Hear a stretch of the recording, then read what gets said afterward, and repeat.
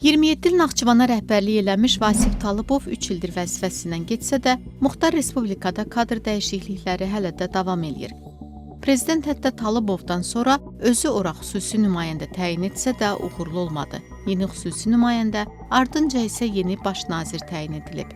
Yeni baş nazir Cabbar Musayev bir ildən çox Naxçıvan şəhərinin icra başçısı postunu tutub. Bu vəzifəsinə qədər o Azərbaycanın Rabitə Nazirliyində, Statistika Komitəsində, Yüksək Texnologiyalar Parkında müxtəlif yüksək vəzifələrdə çalışıb. Azərbaycan parlamentinin üzvü Naxçıvandan olan Fazil Mustafa deyir ki, son təyinatlar göstərir ki, hakimiyyətin kadr siyasəti elə qurulub ki, Naxçıvanı, oradakı problemləri bilən şəxslər vəzifələrə gətirilir.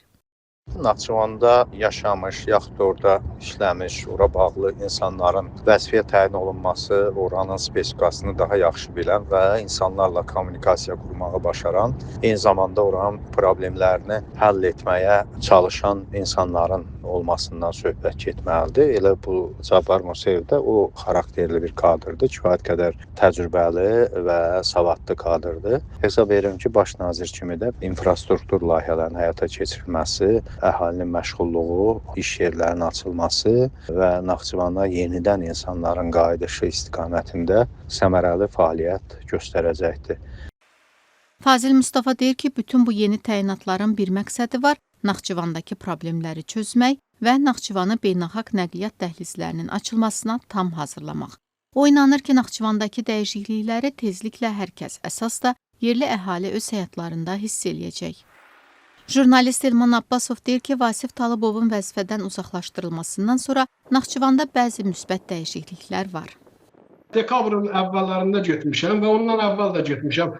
Açığı deyim ki, Talıbovun vaxtında gedə bilmirdim, icazə ilə gedirdim, amma indi istədiyim vaxt gedirəm, fərq odur. Əvvəl addım başı izləmələr var idi, indi izləmələr yoxdur. Talıbovun vaxtına nisbətən, indi nisbətən demək, sosial şəbəkələrə daha azad çıxış var. İnsanlar şikayət edirlər, amma insanların da şikayət edəndə hələ də təzyiqlər qalır dolayısıyla. Köhnə Daxili İşlər Naziri birbaşa kabinetində dırnaq çəkirdisə, deyək ki, insanları şillələyirdisə, bugün dırnaq çəkmirlər, insanları şillələmirlər də, amma dolayısı yolla, pambıqla baş kəsirlər. İnsanlar danışmağa bir çox qorxur. İlham Əliyevin təyin elədiyi insanlar cəmaatın qanını içir, onun düşmənləridir. Təxminən bir il öncə Naxçıvanda orta məktəblərdə dərs saatlarının azaldılması ilə bağlı problemi ictimailəşdirən müəlliməyə töhmət verilərək işdən azad edilmişdi. Elman Abbasov deyir ki, Naxçıvanda işsizlik, inhisar ən ciddi problem olaraq qalır. İnsanlar iş dalınca Türkiyəyə gedir, gömrükdən ərzaq, dərman və digər məhsulların gətirilməsinə müxtəlif limitlər qoyulub. Onun fikrincə Naxçıvana kimin vəzifəyə gəlməsindən asılı olmayaraq, sistem dəyişməyincə Naxçıvanda real bir dəyişiklik də olmayacaq. Yuxarılardan asılılıq bunları işləməyə imkan vermir. Ola bilsin ki, istəyərlər işləsinlər, amma işləməklə deyil. Sistemə ya uyarsan, ya da əgər sistemə uymazsan, hansı addımları atsan, deməli bir müddət sonra sən də ya şərlənəsən, ya çıxarılarsan, ya həbs olunarsan. Elman Abbasov deyir ki, sahibkarlara imkan verilməyincə, İnhisar aradan qalxmayınca Naxçıvanda vəzifədə kimin olmağının bir önəmi yoxdur. Açıq Azərbaycan təşəbbüsünün təsisçisi Zöhrab İsmail düşünür ki, Naxçıvanda ümumilikdə aparılan kadr islahatları kökündən yanlışdır. O bir neçə il öncə Naxçıvana prezidentin təyin etdiyi səlahiyyətli nümayəndə Fuad Nəcəflini misal göstərir və bildirir ki, Naxçıvanı tanımayan bu şəxs nəinki problemləri həll elədi, əksinə problemlər daha da artdı.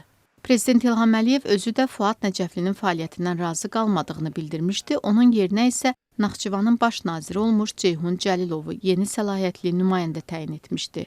Əsas məsələ kadr məsələsidir. Mən, məsəl üçün, Naxçıvanda da xüsusi nümayəndə institutu yaratmışam. Ancaq əfsuslar olsun ki, ora təyin etdiyim kadr etimadımı doğrultmuyub və buna görə vəzifəsindən çıxarılmışdır. Zöhrab İsmail deyir ki, düzgün aparılmayan kadr siyasətinin nəticəsində Naxçıvanda durum nəinki düzəlir, əksinə daha da pisləşir. Hətta o vəziyyətə gəldi ki, korrupsioner, diktator Talıbova cəmaət şükür eləməyə başladı. Yəni bu onu bir daha onu göstərir ki, insanların seçmədiyi, bir nəfərin müəyyən elədiyi kadrlar təbii ki, uğurlu bir iş görə bilməzlər. Yəni insanları təmsil edən insanlar seçilməlidir. Ya da ki, ləğv eləyirsən, deyirsən ki, bizim ölkədə seçki yoxdur, monarxiyadır, burada bir şah var, o idarə eləyir. Zöhrəb İsmailin fikrincə nəinki Naxçıvanda, bütövlükdə Azərbaycanda prezidentin təyinatı ilə kimlərinsə vəzifələrə gətirilməsi təcrübəsinə son verilməlidir. Vəzifələri azad və demokratik seçkilər yolu ilə qalib gələn namizədlər tutmalıdır.